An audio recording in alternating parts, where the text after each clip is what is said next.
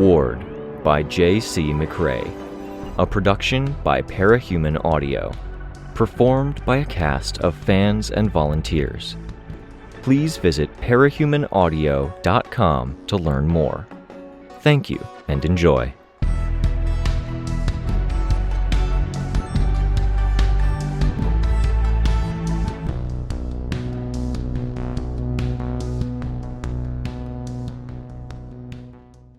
Arc 20, Last, Chapter 2. No portals meant we had to take the long way back. This, I had to imagine, was part of the Simorg's plan. Draw us out, tie us down, and then go after the biggest target. It felt bad. I was aware of the running clock. The countdown Dragon had provided had shut off when she'd gone dark, but that was for Simorg exposure. We had another countdown, the time before she merged with Titan Fortuna and enacted her plan. The back of the Uther was smaller than I'd imagined it being, equivalent to my old bedroom in Brockton Bay, or Crystal's living room, and there were a lot of us left to find our seats or places to stand. Defiant was up front, piloting a flight of Dragon's ships to land near other groups to carry other people who had fought the Simorg. As we'd climbed in, there had been a few weird voids that formed, spaces people had been reluctant to fill. Benches had been quickly claimed, then ceded to the injured. The center aisle down the back of the craft was harder to fill, but Defiant deployed drop-down handholds from the ceiling. There had still been a void, however, around Defiant. Like nobody wanted to bother him or seem too familiar. I braved it, stepping into those 5 feet or so of empty space. There was a passenger seat, and I stood with my back to it and to Defiant. Sveta found a position just to my left. Byron sat down hard on the seat, metal against metal, and put his head back, eyes closed. Couldn't be easy, even with the general help Chris had provided. And there was no Vista backing him up here. She had her own people and team to look after. Presumably in the Dragon ship with a single curved horn that I could see outside. ETA, 10 minutes, Defiant said. Whatever she's doing back at the Warden's headquarters, it's her final move before she goes after Titan Fortuna. The hatch at the back closed. The last few people crowded in. Chris took a seat with his back to the hatch, which most avoided leaning against or standing near, as if it might open mid-flight and see them tip out. I could imagine Chris growing emergency wings or a means of surviving the landing if he had to. Waiting for the other ships to board, Defiant announced, without glancing back at us. His spear telescoped, and he placed it in a socket in the wall. I know you want to get there as soon as possible, but I'll be flying every ship we have myself, and I wouldn't want to be responsible for a ship I can't see in the event of an ambush, especially with signal latency and reliability right now. Did we make the wrong call, engaging her here? I asked Defiant. There are no right calls when dealing with her, Defiant said. Have a look for yourself. A projected map of the city appeared between the 2 seats. I turned and looked. The buildings were drawn out in gray-blue, with whole stretches of the city flattened or eaten up by the cracks. The good guys were icons in green, floating over scattered dots. Titans stood out in bold red, with slight color variation for Fortuna's cluster, crimson, against Dauntless's, pink. Arachne and the other independents were orange. Draw a circle with your finger to pick up. I experimented. Damsel of Distress was in the back of the craft and moved closer. Withdrawal also drew closer, looking. Keep everyone close to the Warden's headquarters. How do I play it out? You'll need something for that. Didn't cross my mind, he said, voice low, attention on his screens, which had nothing to do with the simulation. You're that far gone, Defiant? Clockblocker called out, from the far end of the other bench. Forgot about us mere mortals needing keyboards and mice and voice commands to operate tech? Defiant grunted, in what might have been annoyance, assent, or negation. I remember liking the interface he made for tech he helped me with, Kidwin said. Was it Kidwin? Give me a moment, Defiant said. Hey, Kidwin, I said, addressing him from the opposite corner of the Uther's rear bay. Did you end up changing your name? You went by your civilian name when we crossed paths. I had ideas. A clock blocker is trying to convince me of Windman. No, I said. It works. Clockblocker's humor was audible in his tone. Like a wingman, but without the G. That makes no sense, Damsel of Distress told him. We're part of the cursed generation, Clockblocker said, his bench leaning forward from the weight of 2 other members of the flock and some of Deathchester sitting on it. He lifted a bandaged ankle up to his knee.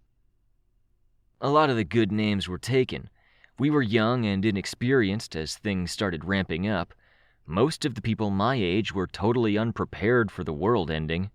We only got lucky because our city went to shit. Lucky, Christopher said, almost inaudible. I like my name, Finale said. Finale. It really works. I was 95% sure it was taken. I decided not to break her heart by saying so. Caryatid, too, for that matter. The chatter continued. Defiant's voice was deep and distinctive enough to cut through it. Antares, slash your hand through it to execute. Same movement in reverse to stop. Good word, execute, Damsel observed, leaning into the top of his seat. One of her hands hung limp at her side, claws dragging across the floor. I executed, karate-chopping the simulation. Everyone close to the warden's base, assuming the Seamorg would arrive there. She didn't. She moved to the largest encampment of refugees. I adjusted, moving some people around. Taking off, Defiant raised his voice. Take your seats or grab a handhold. I used a grip on the passenger seat to keep myself upright until I had a sense of where the craft was going, then used flight to help keep up. I adjusted the response teams for the crisis, then karate-chopped the projection again. Red dots began to surround the Seamorg. Civilians, I assumed, who were being weaponized and turned into threats. Heroes mobilized, used portals, and the machine army escaped its perimeter. I stopped, sent forces over, drawing a circle around a group of teams, then directing them to the machine army. Something wiped out half of the forces on the heroes' side. What? I asked. You can go back, Defiant said. The simulations assume some worst-case scenarios. Bombs, betrayals, all-out losses, outside intervention, groups you've split off being turned into her pawns. I don't think I want to play this game, I said. I adjusted my flight as Defiant turned the Uther a bit. I am always playing this game, Defiant said. I play through it on fast forward, adjusting on the fly, working out who is where, what the enemy is doing. On the battlefield, I simulate what my opponents will do. Almost like a precog. No, he said. I am very good at assessing battlefields. That's all it is. Right now, we are in a state where we have next moves we can make. Stay focused. Don't lose heart. And prepare for that bomb, all-out loss, intervention, or whole groups being taken as her pawns, I thought. Can I? Withdrawal asked. Go right ahead, I told him. He was in an awkward position, his limb extension frame making him too tall for the Uther, but he found a crouching position, had his frame grab a handhold above, and detached from it so he could reach forward and experiment with the simulation. Damsel, Rein said. That's Damsel of Distress to you. Use my full name, you cretin. Behave, Defiant called out. Your arm, Rein said, indicating the arm that hung limp at her side. There are things about a lady you don't remark on if you care about your well-being. Age, weight, and war wounds. Words to live by, Sidepiece said, reclining back on the bench so her ripped-up stomach stretched, strings of flesh snapping where they extended too far from upper to lower body. There were little sparks and puffs of smoke where the spatter hit the floor and Caryatid's dress. Rein leaned forward, pulling off his mask, squinting. "That doesn't look like battle damage. Your muscles further up your arm are twitching, which reads to me like a connection issue." "There are 4 things about a lady you don't remark on, you drooling malcontent." "Do you want me to fix it? I'm not at my best today, but that's easy stuff." "The arm works. I'm choosing not to use it." "Because it hurts when you do. Let me fix it." "Who are you to tell me what to do?" "Oh my God," Sveta whispered. "Damsel of distress," I said. She snapped her head around to glare at me. "It means you're more focused, and you can annihilate more chunks of Endbringers and Titans. I saw you out there. We all want you out there as long as possible." "You want me weak," she told us, "so your dear swan song can sneak in, blur the boundaries between me and her, take over, and then you'll have her back." I shook my head. "If that's really a thing that happens, you being in constant pain is going to make you weaker than deigning to have a tinker service your arm." "I know what you do, Antares," she told me. "I know how you brainwashed Swan Song. You pick your words. Deign. Service me." I folded my arms. "So, that's the game, damsel of distress. The back and forth. Villains prey on civilian, hero fights villain, civilian supports hero, or they're supposed to. The hero-villain interplay continues until something so big and bad happens that we get stuck on the same battlefields. When that happens, we put aside the old rivalries and snark at each other, picking words carefully, cutting each other down with words while cooperating in general." "Or you could not cut each other down," Finale said.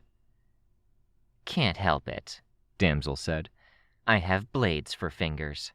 I could pat you on the cheek, child, but I might slash your throat." "I'm 18.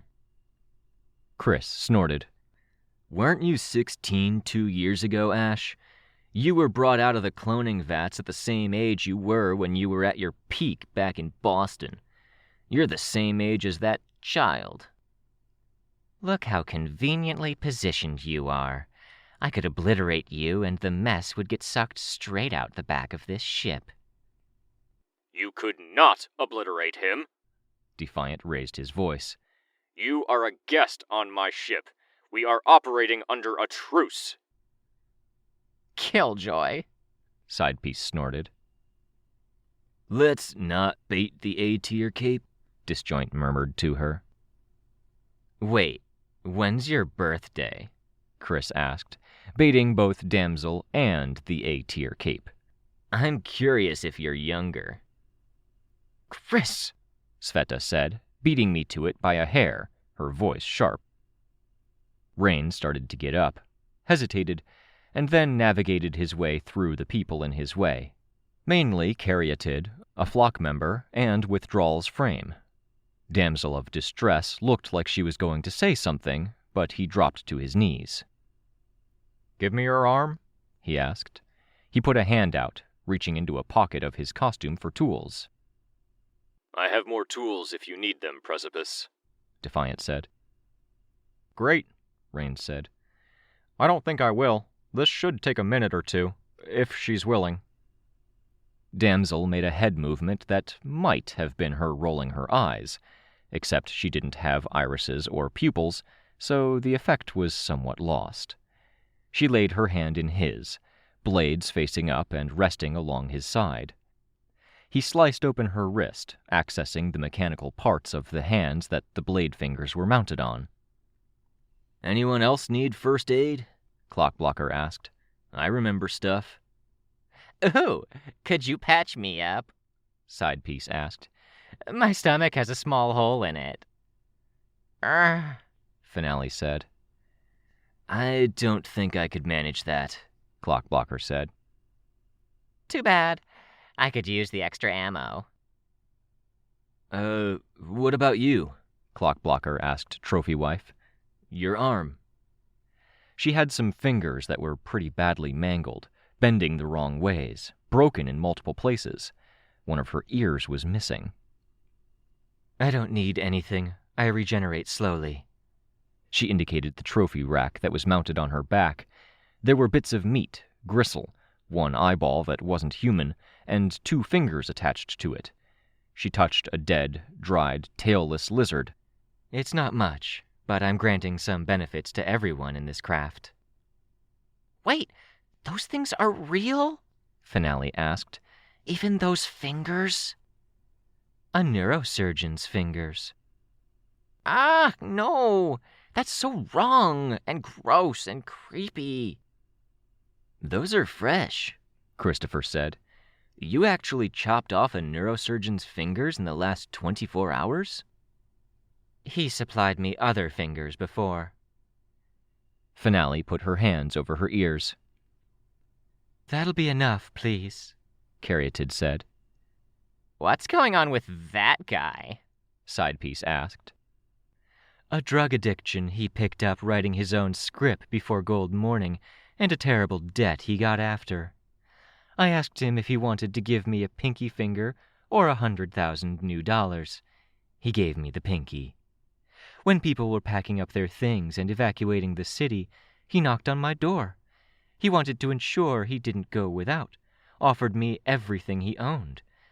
I took 2 more fingers instead. Barbaric, I noted. He's contributing more to stop the end of the world than the rest of them, Trophy Wife said. Quicker fingers and better hand-eye coordination for me and everyone around me. A good share of them are down in the crystal landscape, preparing to bomb it again, I told her.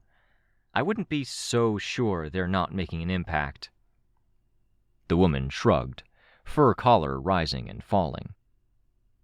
This is depressing, Withdrawal said, before abandoning the projected simulation. He retreated back to where Finale was. Christopher approached, but he didn't engage with the simulation. I watched his metallic eyes surveying the technology around him. It's good to have you on board, Win, Defiant said, less authoritarian and stern than I'd heard him since we'd gotten on board. It's not a complete me, but sure. I feel like I've been away for a very long time. I returned to my hometown and everything's changed, me included. I have tools if you want to while away the remaining minutes. Nah, Christopher said, unless you're trying to get rid of me. No. The projection disappeared and appeared in the passenger seat. Arms crossed, I looked over the headrest as it started shifting, showing movements. It looked like the Simorg was at the Warden's new headquarters for this exercise. The image divided, zooming into the headquarters to show the people within as dots. A lot of dots. Planning? I asked. No, Defiant said. I watched as dots began to turn yellow and orange around the Simorg. In the other half of the simulation, watching the city as a whole, there were violet dots spreading out from one of the portals, the main perimeter of the machine army. Damsel was craning her head to one side to watch, while Rein worked on her wrist. This wasn't a plan. It was what was happening right this moment. Kenzie, the heartbroken, tattletale, my sister. All in the hands of the Simorg as she exerted her influence. Her last big play before taking over Fortuna. I saw Christopher's mouth press into a line as he eyed the simulation. A few were turning red already. It might have been my imagination, but I felt like the red dots were moving in a different way, against the current or with more energy. Is Dragon okay? I asked Defiant, trying to take my mind off of the Simorg and the sea of dots. I looked out the front window of the Uther instead, which was cracked from an earlier battle. Some buildings glowed, powered by generators, but it was mostly dark and empty. She's doing diagnostics. The machine army making contact with her is a nightmare scenario. She wants to be careful. How dangerous is it? Christopher asked. What if they got my tech? Defiant answered. Then they would study it and incorporate it. People fighting them weeks from now would have a harder time. It seemed like they were pulling out new tricks a lot faster than that in the last fight, I told Defiant. I know. The Simorg may have planned that. It may be a psychological ploy to unnerve us. At least for now, it might be better to think of ways to deal with her and put the machine army out of mind. Other capes are working to try and slow the perimeter breach. Working to try, I thought, noting the wording. Not succeeding, not stopping the breach. Okay. Dealing with the Simorg. Cryptid, I said, turning back. I was interrupting ongoing conversations. Is the Mathers giant in the facility? It is. Can she help? Does that work as a countermeasure against the Simorg? That's the idea, he said. No more hard T sound to his voice. He was mostly old Chris now. I looked over to Defiant. Does that factor into the calculations? Does it change the end result? He turned to look at me, gaze moving between me and the dark, snow-dusted ruins of the city that was visible beyond the front window. If the answer was one you didn't like, would you want me to tell you? Or would you want your mind unfettered by distractions? That's a really ominous question to be asking right now, Defiant, Sveta said beside me. Defiant was silent. I was aware that conversations in the back had died down some. Withdrawal was still engaging with Finale. Honesty is probably better, I said. I already took it into account, he said. He reached out to touch a terminal where he had been operating the craft without hands on controls earlier. In the corner of my eye, I saw the projection change. Our ships at the facility, the Simorg still there. And there wasn't a single person there who didn't have some light exposure. The facility was flooded yellow, with 15 to 20 red dots and a mess of orange. Light exposure, moderate exposure, and long-term dangers. We land in 3 minutes, he told us. The phone call with Riley Davis, formerly known as Bonesaw, will be around the time of landing, given the expedition team's current trajectory. Who's handling it? I will, I said. And the call to Contessa? We'll see when Dragon is back in touch. For now, everything on that front is stalled. If you happened to be out of contact, we could wait for you, but... But you know what we need to ask her. Just get back to me with the info? Of course. I adjusted my flight as the crafts dipped, falling into a single-file line. A part of me wanted to be out there, flying alongside, instead of cooped up in here with a bunch of villains and scared kids. I'm sorry, by the way, I told Defiant, about disregarding your instructions, using the technology to access Precipice's dream space. I know. I wasn't sure what to say to that. I tried. I'll assume you had simulations for that course of action. No, not how it works. I need data to draw on. That was far afield. It could be that we needed that kind of thinking for this, but my feelings around that are still complicated. It could have precipitated the end of the world, but we ended up needing it. Complicated feelings are human, I told him. Not limited to humans, I'm sure Dragon will tell you, he replied. Going into this particular battlefield, we'll need to keep a handle on our feelings. The Simorg. Mass madness. Yeah, I said. I really hope we don't need to use your plan, he told me. But I accept we need a contingency for the worst-case scenario. Amen, Christopher murmured under his breath. He turned metallic eyes toward me. I nodded. It was my plan, but I couldn't disagree. And with that said, as much as I welcome the conversation while my usual conversation partner is out of contact, I should focus on the next part of the flight. Of course, I said. Christopher Kid Win, flock member, just left without another word or comment. Defiant seemed not to mind. The flight that Defiant wanted to focus on was taking us through a portal between worlds. The reason for his needing to focus became apparent when I saw how narrow the aperture was. Most of the portals were centered around stations, or had been opened up to a particular size. This portal was open around a station, the facility set up to serve as a gate for vehicles to pass through, forming a loose triangle shape. Defiant piloted us toward the peak of the triangle high above the ground. I could only eyeball it and remember the ship's general shape, and I was pretty sure the sides would be scraping the portal's edges and the belly would be scraping the uppermost part of the gate. Beside me, Sveta touched Byron's shoulder, gently shaking him awake. His eyes opened. I could see his expression change as he took in his surroundings, then reality caught back up with him. From a faintly annoyed 17-year-old to a very confused teenager, the slight hint of pain or tension as he moved and felt injuries or soreness from overexertion. Then, a leap to an expression better suited to a world-weary 27-year-old than a teenager, trying to be stoic despite the accumulated anxieties, pain, and stresses of decades. We passed through the portal, and the turbulence was violent. The ship shuddered, and something broke outside. Caryatid said. I wondered if being on a moving vehicle made it hard for her breaker state invulnerability to count.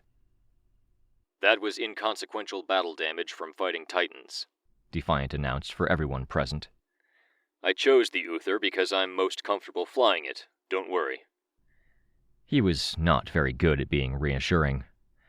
Less reassuring was the sight of the old cauldron facility. The exterior of it was illuminated, and it was a white tombstone the size of a mountain, with details that only stood out if I looked for them. Balconies, roads running from one balcony to the next.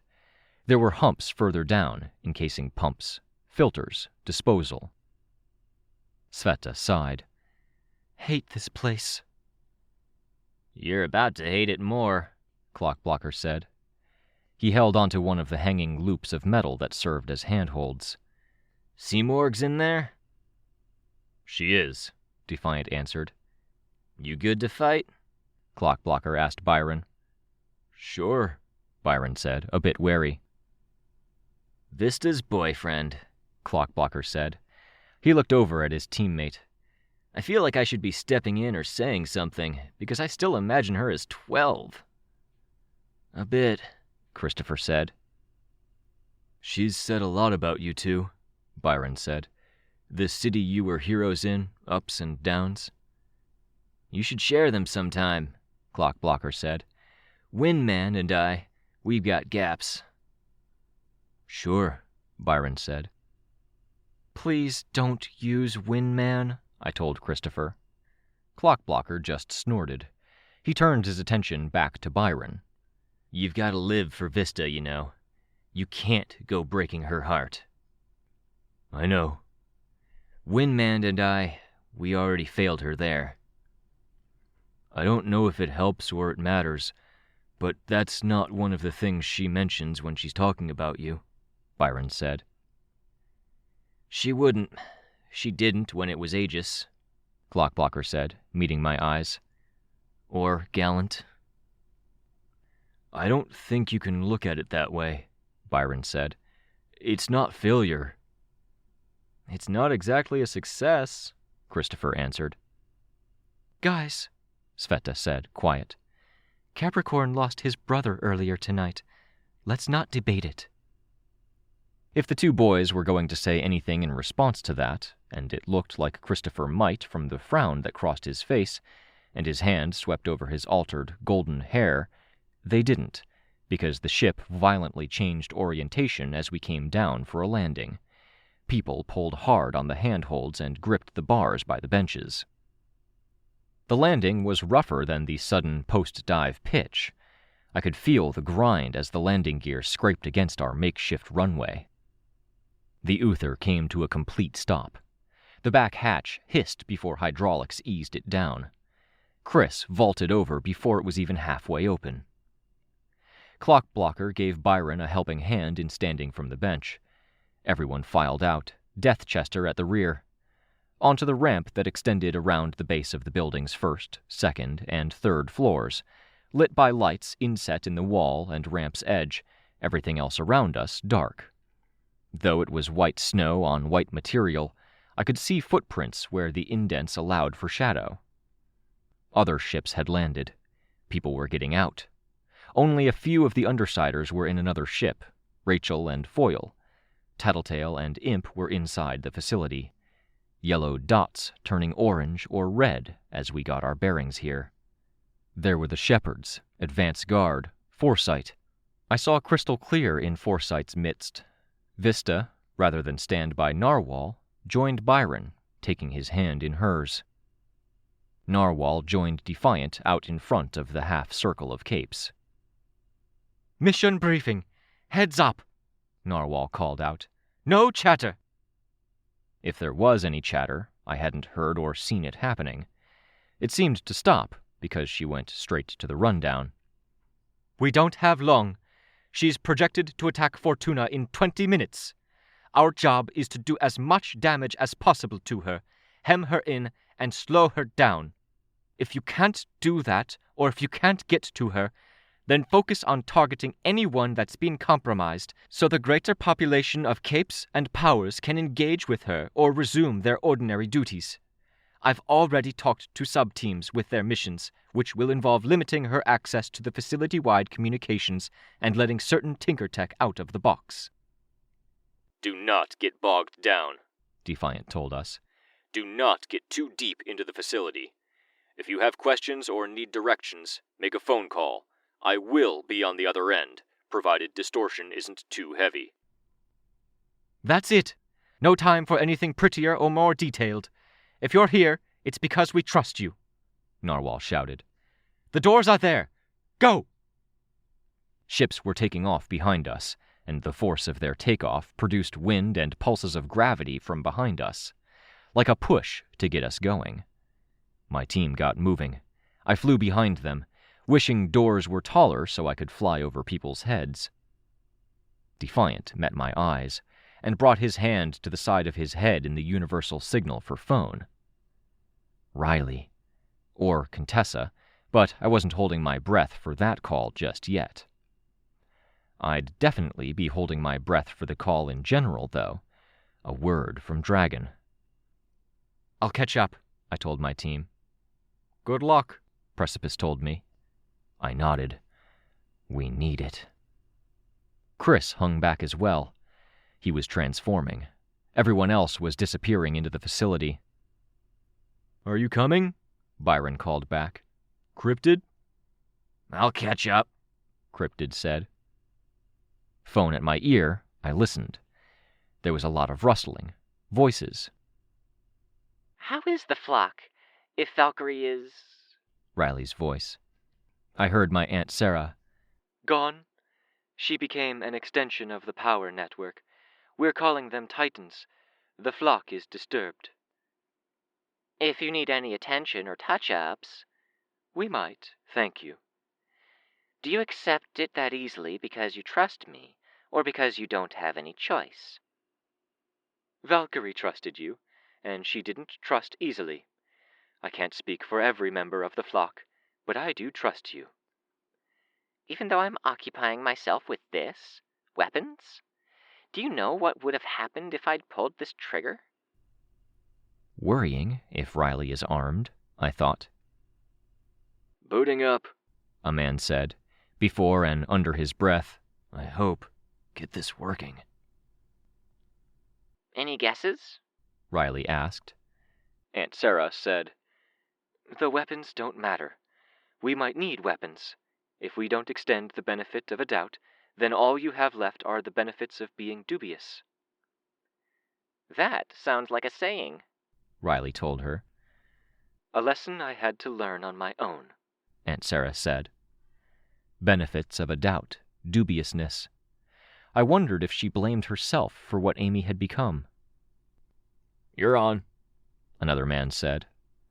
I resisted the urge to clear my throat and got straight to business. "Hello? Riley Davis? I'm here. I saw Chris's newly grown fur-tufted ear twitch. He was listening in. Maybe he'd have insights. Good. Thank you for taking the call. Things are pretty dire here. So I figured, I heard her say. I got a basic rundown. I was just gardening here, and the world's ending all the way over there. I started. I thought of what I'd seen of Jessica and Riley, the strangling. I'm sorry it came to that. Self-exile. Nah, She answered. I kind of don't mind being on my own. Spent my life with Jack and the rest. It's good for me. I wasn't sure it was, but an argument threatened to use precious time. You should tell me what you want from me, She said.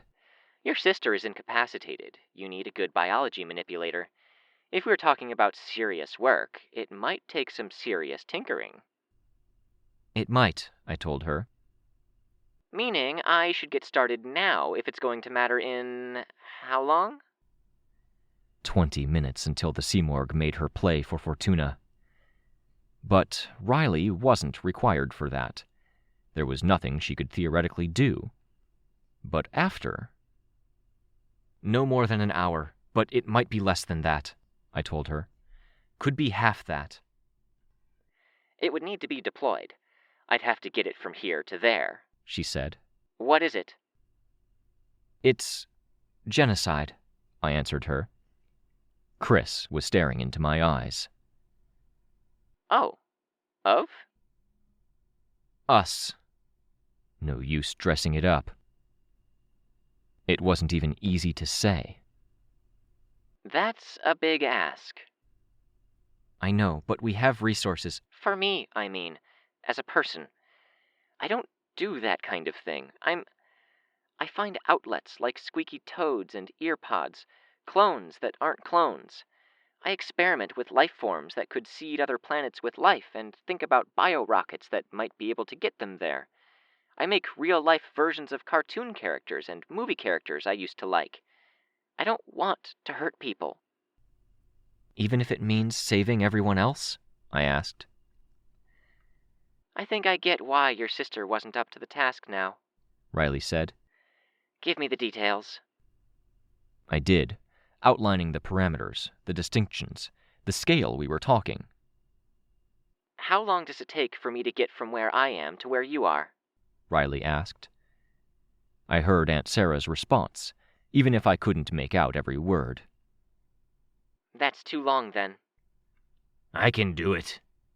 I looked over at Chris, who was 20 feet away, taking on a bestial form. He was going for his old namesake, it seemed. Black-furred, rodent-like, lanky, with an arched back. He'd just spoken despite a mouthful of crooked teeth. Can you give instructions to my old teammate? I asked. He'll access a lab to work, I'm assuming. Put it together. It would have to be a tinker, Riley told me. Specialty in anything relating to biology, blood, cloning, genetics, parasites, or anything like that. He is. Then that works. Good. Perfect. Cool. We'll be in touch, I told her.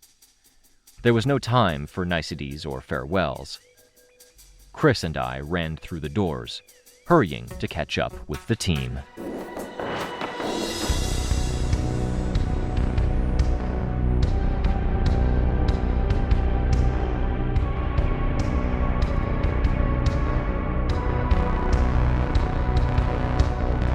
This was a production of Ward by Parahuman Audio. Ward and the Parahuman stories are written and owned by J.C. McCrae. You can find the original text and support the author at parahumans.net. For more of the Ward audiobook, as well as other community works, please visit parahumanaudio.com. Music for this chapter was by Evan Witt. Find out more at wittynotes.com. Editing by Torchide. Narration by Robert Rein Ramsay. Find more of their work at our website. Thank you for listening.